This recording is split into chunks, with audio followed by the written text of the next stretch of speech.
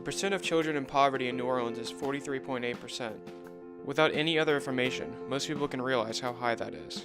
Oftentimes, though, statistics remain just that, a number, and fail to reveal the very real struggles hidden behind that number.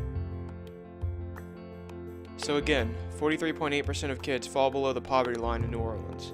And to me, the stat begs 4 different questions into what the number actually means. The first question to logically answer is what the poverty line actually is. Unsurprisingly, it all comes down to money, and not a lot of it. For a single mother household, which is the family makeup of almost half the kids with child poverty, anything below $16,317 is considered poverty.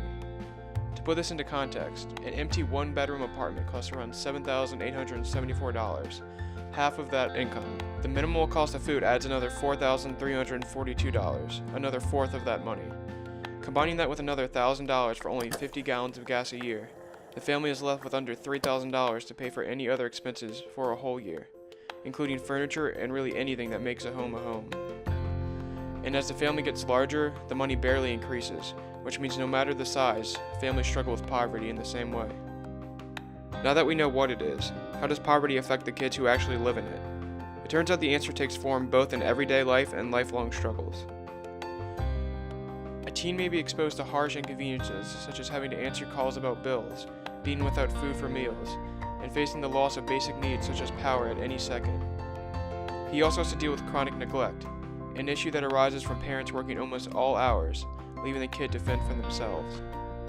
Due to lack of money, he misses out on experiences that many people take for granted, such as birthday parties, and does not have the money or transportation to hang out with friends, leaving him even more isolated. Lastly, kids and teens in poverty are often encountered with such financial burden from their families that they have to leave school in order to work, a sacrifice that causes even more poverty down the road. Which brings us to the third question: why is child poverty such a large issue in New Orleans? The answer seems to stem from a large cycle of poverty born of the city's incredibly high incarceration rate.